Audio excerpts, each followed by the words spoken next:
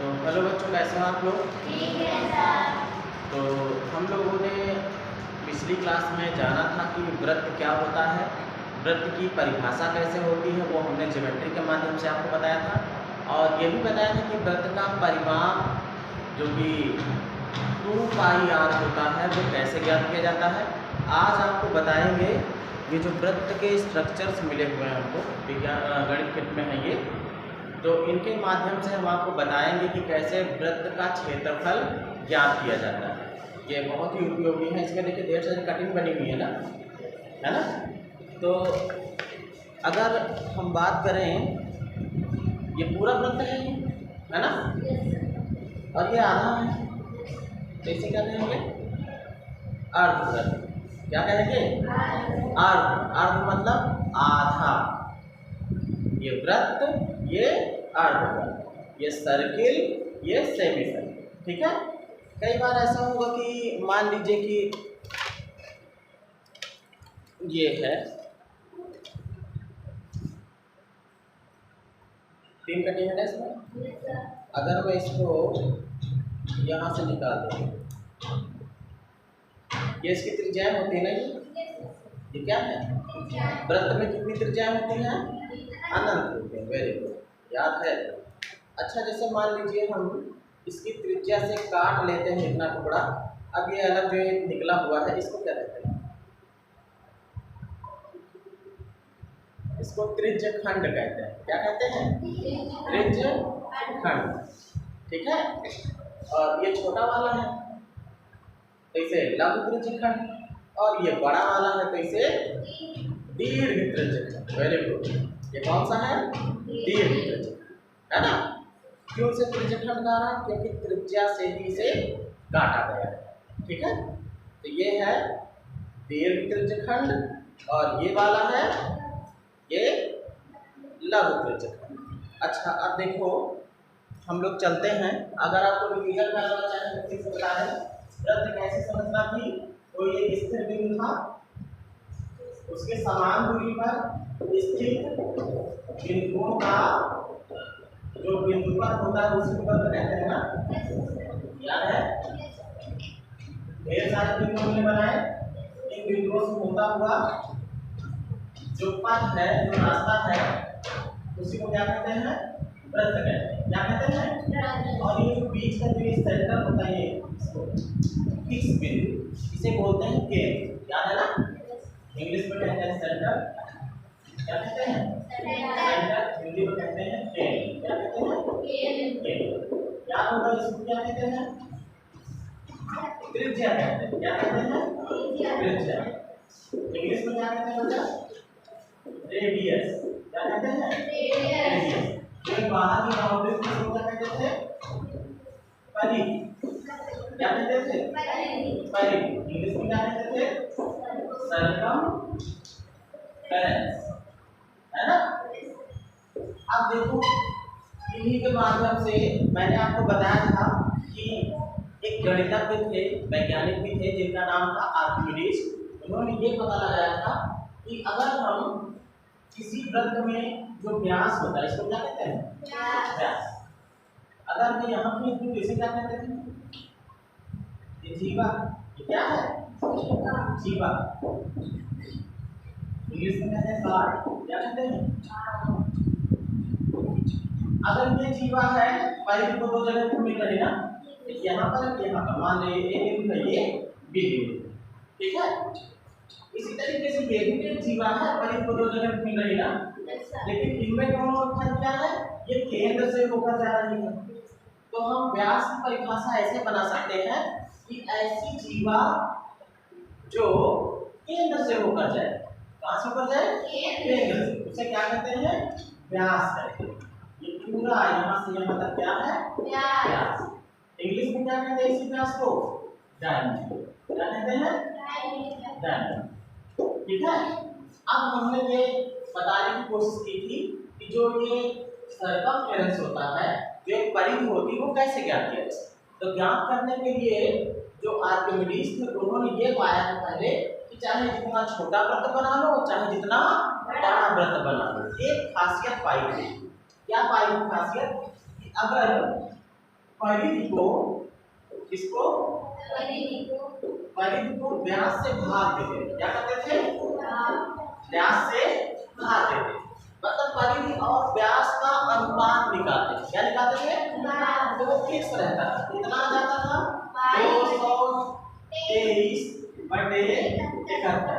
फिर कहा था कि थोड़े बड़े डिजिट है तो इन्होंने फिर ये दिया था इतना कि इसको मान लेते हैं कि 0, इसको मान लेते हैं 0, तो 220/70 किया था, फिर कहा इसको खत्म कर देते हैं, 22/60 लिया था और इसको नाम दे दिया था क्या, पाई, क्या दे दिया था, पाई, है ना।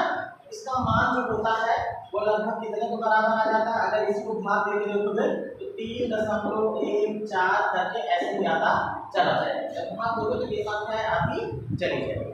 ये क्या बताता कि अगर किसी वृत्त की परिधि को ज्ञात करना है तो अगर हम वृत्त को हम लुढ़का दे, क्या करते, लुढ़का दे, ऐसे में वृत्त को क्या करें, मान लो लुढ़काते चले जाए, मान लो यहाँ से ले, ठीक है, अगर ऐसे लुढ़काते चले जाते हैं तो जब इसका पूरा एक चक्कर होता है, यहाँ पर ना ये वाला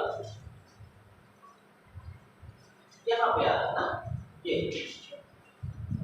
इसकी जो लंबाई रहा करती थी ये 3.14 के समथिंग आया करती, बात समझे।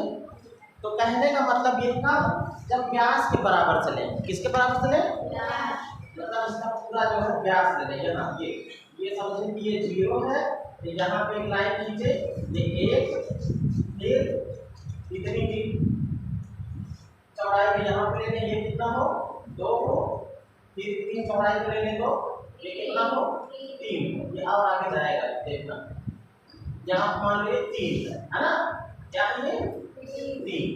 अब देखो शुरू करते हैं, अभी देखना ये 3 से आगे निकलेगा, जो मैंने बताया कि 3.14 3 से ज्यादा है ना, 3 से ज्यादा है कि नहीं। अभी देखने से पूरा एक चक्कर घुमाते हैं, ये कटिंग इसको छोड़ देते हैं, फुल वाला लेते हैं, ये है, इसमें एक निशान बना लेते हैं एक पास, ये मान लो यहाँ पे देख लो, ये ठीक। अब देखना कितने पास चलेगा, क्यों इतने पास ले रहे हैं भाई, ये इसका ये पूरा व्यास होता है ना, ये पूरा व्यास होता है ना, व्यास के हिसाब से, ठीक है। जब चलते हैं तो देखो उठने लगता है, इसी लाइन पे चले, इसको नीचे आना है, नीचे से शुरू करना है, ये जो निशान देख रहे हैं ना,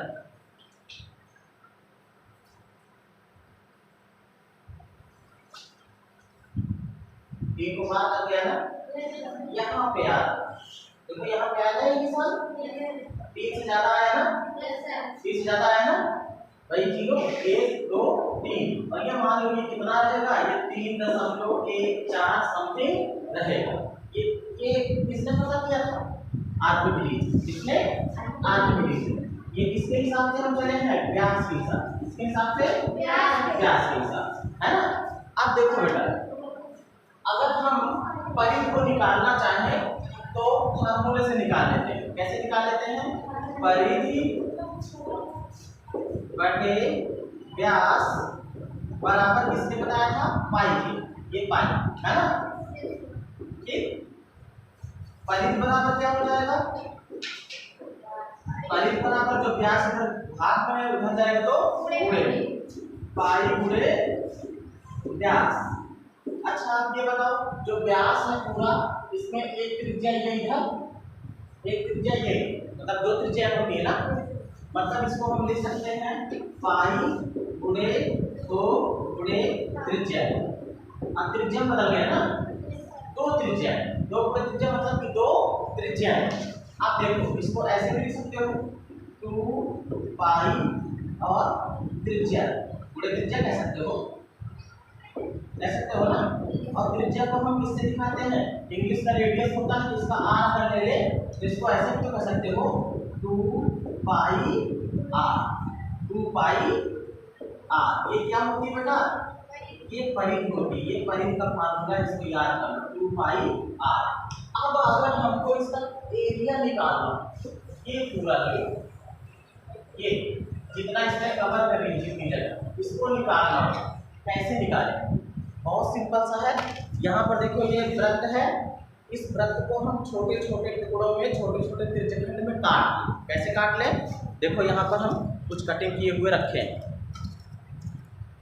ये है, ऐसे लगा ना हम होगा ये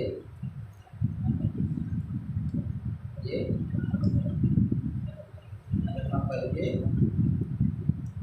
और फिर ऐसे लगा था ना, ये सब काट देते, टोटल काट देते, एक भी नहीं छोड़ा। समझना कि कैसे एरिया निकलेगा। एक लोग आ जाओ मेरे पास, आ जाओ जल्दी आओ। इसको सेट करना पड़ेगा ना, मैं जैसे पकड़ाऊँ वैसे पकड़ना।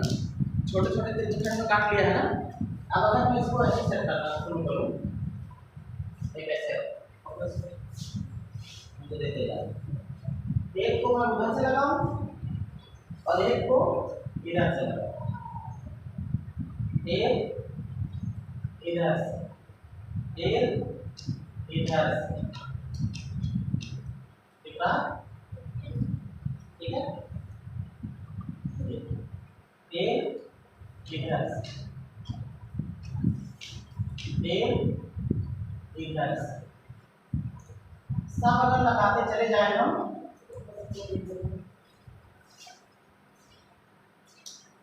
सभी को अगर ऐसे लगाते चले जाए।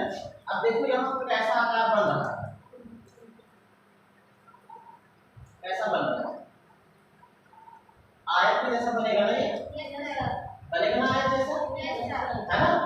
तो यही चीज अब आयत के क्षेत्रफल का सूत्र लगाएंगे, लेकिन ये टुकड़े किसके थे? ये वृत्त के थे। किसके थे? वृत्त के। कैसे होता है करके दिखाते हैं। इसको रखो,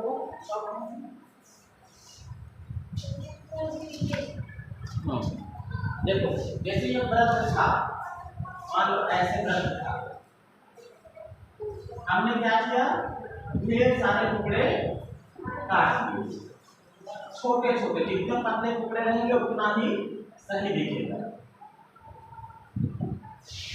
ढेर सारे टुकड़ों को काट दिया और इनको इस तरीके से सेट किया। कैसे सेट किया है अभी दिखाते हैं। एक को अगर ऐसे लगाओ, जितना पतला रहेगा टुकड़ा उतना ही ये गोलाई खत्म होती जाएगी। दूसरे को इधर से लगाओ, तीसरे को फिर इस तरह ऐसे लगते चला जाएगा ना, चौथे को फिर इस तरह, पांचवे को फिर इस तरह से उल्टा, है ना? ये फिर इस तरह, एक और इधर लगा। अब ये देखा जाए तो किस तरीके का आकार बनता चला जा रहा है। देखो ये सीधा सीधा ये बन रहा है, और ये सीधा सीधा ये बन रहा है, और सीधा सीधा ये बन रहा है, सीधा सीधा ये बन रहा है। जो वृत्त है वो किस रूप में लग गया है? आयत के रूप में। किस रूप में? आयत के रूप में। मतलब जितना पतला टुकड़ा रहेगा उतना ही ज्यादा ये साफ दिखेगा आयत के जैसा। अभी थोड़ा सा तिरछा दिख रहा है ना, वो तिरछा नहीं रहेगा जब पतला पतला कटेगा। अब देखो बेटा, ये जो पूरी बाहर की बाउंड्री थी ये कितनी निकल के आई? 2 पाई r। ये 2 पाई r आई थी ना पूरी बाउंड्री, बाहर की पूरी बाउंड्री कितनी है? 2 पाई r। और अगर आधे ऊपर से लग गए हैं और आधे नीचे से, 2 पाई r में का मतलब होता है कि कितने पाई r है? 2 ही है ना, 1 पाई r और 1 पाई r, दोनों पाई r को जोड़ लो तो 2 पाई r हो जाता है ना। बात समझ में आ रही? मतलब कि आधे ऊपर से लगे हैं, आधे नीचे से लगे हैं। इसका मतलब कि इधर पाई r है और इधर भी पाई r। ये लंबाई भी पाई r है और ये वाली भी क्या है? पाई r। अब देखो ये जो है यहाँ, ये इसकी त्रिज्या से ही काटा गया है ना, त्रिज्या ही थी, और त्रिज्या कितनी है? मान लीजिए r। कितनी है? r। तो अगर ये त्रिज्या r थी तो ये लंबाई हमारी कितनी है? r है। ये भी कितनी है? ये भी r है।